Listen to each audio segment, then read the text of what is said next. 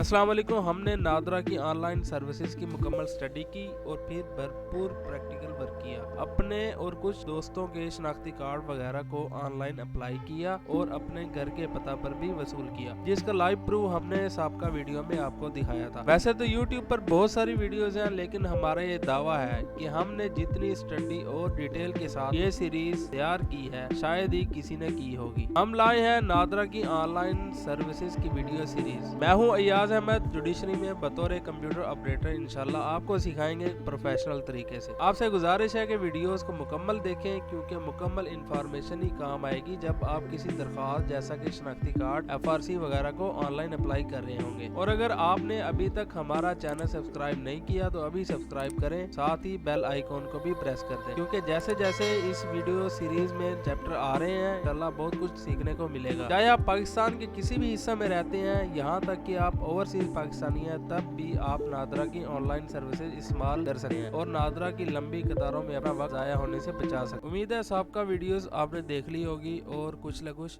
नादरा के online services के बारे में आपको इंफॉर्मेशन भी मिल गई होगी। बिना कोई वक्त ज़ाया किए आज हम बात करते हैं गाइडलाइंस के बारे में। गाइडलाइंस 4 किस्म की होती हैं। पहली गाइडलाइंस जो नादरा ऑनलाइन सर्विसेज में अहम किरदार अदा करती है वो है पेमेंट गाइडलाइन। दूसरे नंबर पर पिक्चर गाइडलाइन। तीसरे नंबर पर फिंगरप्रिंट गाइडलाइन कि आपने फिंगरप्रिंट कैसे लेने हैं। और चौथे नंबर पर, आखिरी नंबर पर, डॉक्यूमेंट अपलोड या डॉक्यूमेंट कैसे स्कैन करने हैं, कैसे अपलोड करने हैं, क्या स्पेसिफिकेशन होंगी। सबसे पहले हम बात करते हैं पेमेंट गाइडलाइन की। जैसा कि स्क्रीन पर नजर आ रहा है, पहला पॉइंट है इनका, credit card facility is available for applicants residing abroad और इन पाकिस्तान। अगर पाकिस्तान के अंदर रहते हैं या पाकिस्तान के बाहर रहते हैं तो क्रेडिट कार्ड फैसिलिटी उनके लिए अवेलेबल है। क्रेडिट कार्ड के ज़रिए आप पेमेंट कर सकते हैं। उसके बाद डेबिट कार्ड की फैसिलिटी लिखा हुआ है कि ओवरसीज़ पाकिस्तानी के लिए है, लेकिन यहाँ पर भी रहते हुए अगर आपकी ऑनलाइन सर्विस एक्टिव है तो आप डेबिट कार्ड के थ्रू भी इनकी पेमेंट ऑनलाइन सर्विसेज की दे सकते हैं। उसके बाद तीसरे नंबर पर ये लिखा हुआ है कि सहूलत फ्रेंचाइज की पेमेंट आप नहीं कर सकते। ये पहले शायद होता हुआ, लेकिन अब मौजूदा दौर में ई सहूलत से ये पेमेंट एक्सेप्ट नहीं कर रहे। पिछले दिनों MOU साइन हुआ है इजी पैसा और जैज कैश की जानब से, जैसा कि तस्वीरें नजर आ रही हैं आपको स्क्रीन पर, लेकिन अभी तक ऑनलाइन पेमेंट ऑनलाइन सर्विस की जैज कैश और इजी पैसा से नहीं ली जा रही। हमने हेल्पलाइन पर भी कॉल की, लेकिन उन्होंने कहा है कि आप पेमेंट सिर्फ जो है अभी तक क्रेडिट कार्ड के थ्रू ही कर रहे हैं, इजी पैसा और जैज कैश के थ्रू अभी हमने सर्विस लॉन्च नहीं की। उसके बाद एक अहम इंफॉर्मेशन आपके साथ शेयर करता चलूं कि आप सिर्फ क्रेडिट कार्ड या डेबिट कार्ड से आप 10 बार पेमेंट कर सकते हैं। 10 से ज्यादा बार आप पेमेंट नहीं कर सकते एक क्रेडिट कार्ड या एक डेबिट कार्ड से। जब पेमेंट देनी है तो सबसे पहला रूल इनका ये है कि पेमेंट कार्ड होल्डर इंफॉर्मेशन, जो भी इंफॉर्मेशन उन्होंने मांगी होगी उसको आपको देना पड़ेगा। Name, address, email address, contact number. उसके बाद provide credit card details, credit card की डिटेल्स आपने इंटर करनी है। उसके बाद सबमिट के नंबर पर मैसेज आ जाएगा, तो आप उसे जैसे ही इंटर करेंगे मैसेज को तो पेमेंट हो जाएगी। आपको मैसेज आ जाएगा कि आपकी पेमेंट हो चुकी है, जितनी उसकी उनकी मतलूबा फीस होगी।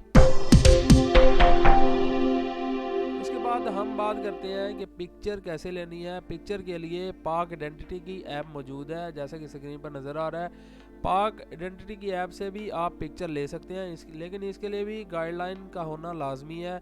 गाइडलाइन जब तक आप फॉलो नहीं करेंगे ये एप्लीकेशन रन नहीं होगी। एप्लीकेशन में आगे जाके भी एतराज़ आ सकता है, इसलिए ज़रूरी यही है कि आप गाइडलाइन को फॉलो करें और कोई भी सर्विस इस्तेमाल करते हुए आप बिना किसी एतराज़ के अपनी एप्लीकेशन को सक्सेसफुली सबमिट करा सकें।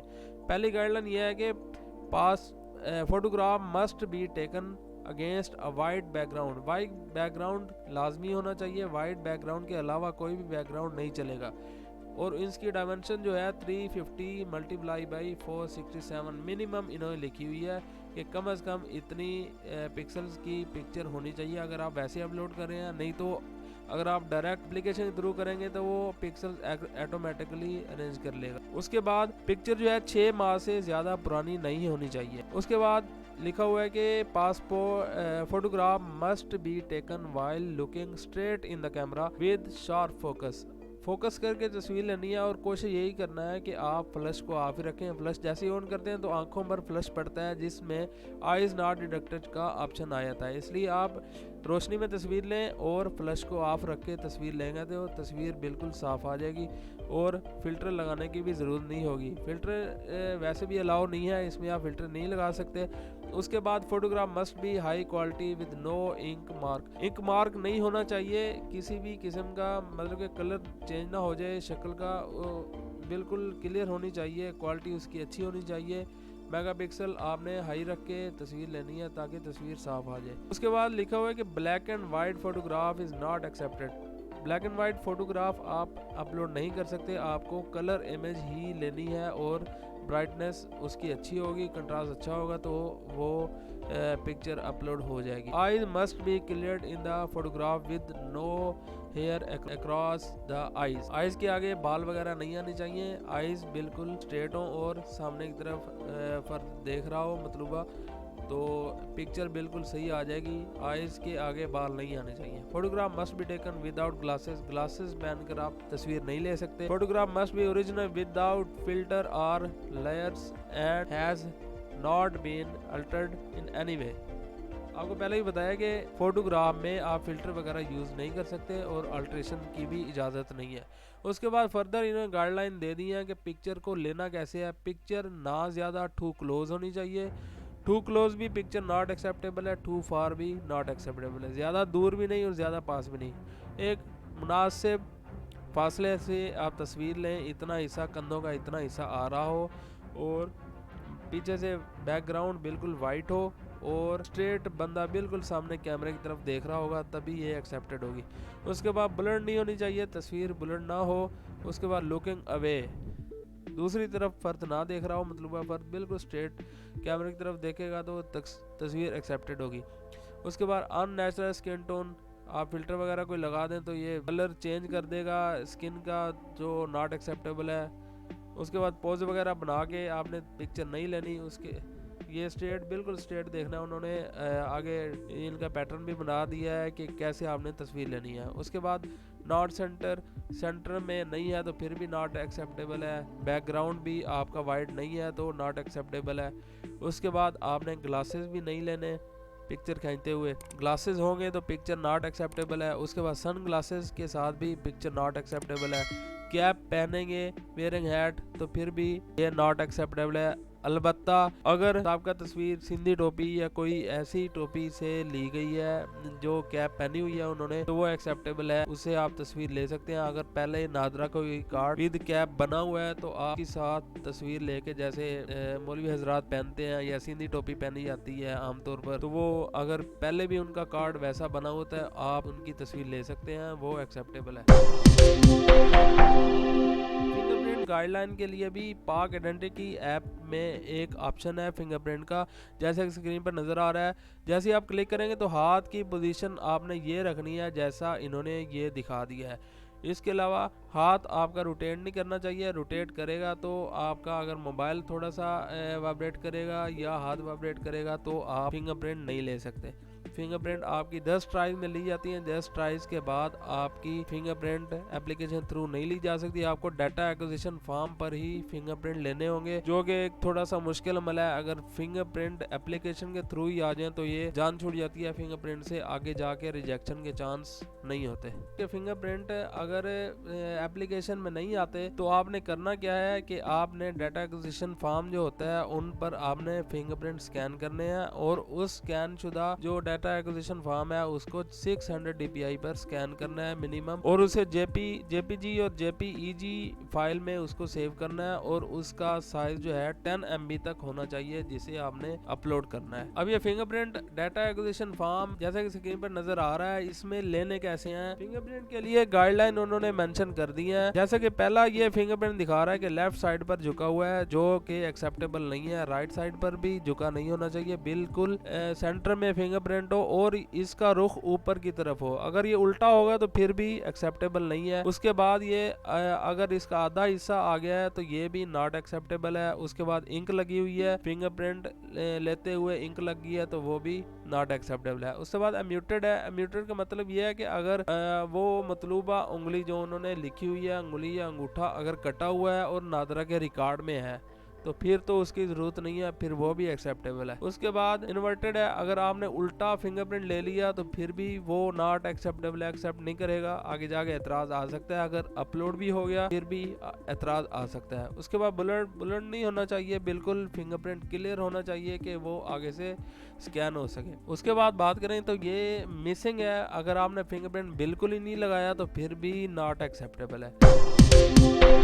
और लास्ट में बात करें डॉक्यूमेंट स्कैनिंग की। डॉक्यूमेंट स्कैनिंग जो है, जैसे ही आप एप्लीकेशन ऑन करेंगे तो ये पहले नंबर पर जो आपकी एप्लीकेशन का नंबर होगा, ट्रैकिंग आईडी, उसको अगर आप ओपन करेंगे तो 3 किस्म के आपको ये ऑप्शन नज़र आएंगे, फोटोग्राफ, डॉक्यूमेंट, फिंगरप्रिंट। यहाँ से जाके अगर आप डॉक्यूमेंट को क्लिक करेंगे तो इसकी फर्दर जो रिक्वायरमेंट है, अगर आप मॉडिफिकेशन वाला कार्ड शादीशुदा वाला अप्लाई कर रहे हैं या कोई और कर रहे हैं, इसके मतलूबा डॉक्यूमेंट की डिटेल आ जाएगी कि आपने कौन कौन से डॉक्यूमेंट अटैच करने हैं। जैसे आप डॉक्यूमेंट के ऊपर क्लिक करेंगे तो ये नीचे लिखा हुआ है ऐड न्यू के ऊपर क्लिक करेंगे तो आप उस कैटेगरी के अंदर डॉक्यूमेंट ऐड करते जाएंगे। मिसाल के तौर पर मैरिज सर्टिफिकेट में 2 परत होते हैं। 2 परत ऐड ऐसे करने हैं कि आपने पहला परत उसकी तस्वीर लेनी है, ऐड न्यू पर क्लिक करना है और उसकी तस्वीर साथ अटैच कर देनी है। या ऐड न्यू पर क्लिक करें और डायरेक्ट कैमरे में जाके आप तस्वीर ले लें, लेकिन शर्त वही है कि आपकी पिक्चर बिल्कुल क्लियर होनी चाहिए। इसकी गाइडलाइन दे दी है इन्होंने, जी या जेपीजी या एमपीएनजी फाइल होनी चाहिए। उसके बाद इसका साइज जो है मैक्सिमम 5 MB तक होना चाहिए। 5 MB तक अटेस्टेटर फॉर्म या वेरीफाइड फॉर्म 5 MB तक होना चाहिए। फोटोग्राफ भी 5 MB तक होनी चाहिए। इससे ज़्यादा भी एक्सेप्टेबल नहीं है। आप एप्लीकेशन के थ्रू भी अपलोडिंग कर सकते हैं। अगर आपने स्कैन करवा लिए हैं डॉक्यूमेंट, वो स्कैनिंग जो है वो 600 DPI पर आपने स्कैन करवानी है। इससे कम स्कैन नॉट एक्सेप्टेबल है। आप अच्छे तरीके से स्कैन करवाएं। वेबसाइट के थ्रू भी आप इसे अपलोड कर सकते हैं, जिसका तरीक़ाकार ये बता दिया गया है। डॉक्यूमेंट के टैब में आपने जाना है और दूसरे नंबर पर आपने मतलूबा कैटेगरी सेलेक्ट करनी है। मिसाल के तौर पर CNIC है, उसके बाद अदर्स है। CNIC आपने अपलोड करना है तो CNIC पर क्लिक करें और उसे यहाँ से अपलोड, यहाँ से चूज़ फाइल कर लें। चूज़ फाइल के बाद आपने मतलूबा फाइल को सिलेक्ट करना है, उसे ओपन कर देना है तो ये आपकी सेव होना शुरू हो जाएगी और यहाँ पर आपको शो भी करा रहा है। उम्मीद है आज की वीडियो में आपको कुछ ना कुछ पता चला होगा गाइडलाइंस के बारे में। अगर आप गाइडलाइंस को मुकम्मल तरीके से ओबे करते हैं, गाइडलाइन के बारे में अच्छे तरीके से जान लेंगे तो इंशाल्लाह आप किसी भी सर्विस को ऑनलाइन अप्लाई कर सकते हैं बिना किसी गलती किए। नेक्स्ट वीडियो में हम बात करेंगे कि नादरा में ऑनलाइन अप्लाई के लिए एक अकाउंट कैसे क्रिएट किया जाता है। इंशाल्लाह मिलते हैं बहुत जल्द। तब तक के लिए अपना और अपने घर वालों का ख्याल रखिए। अल्लाह हाफिज़।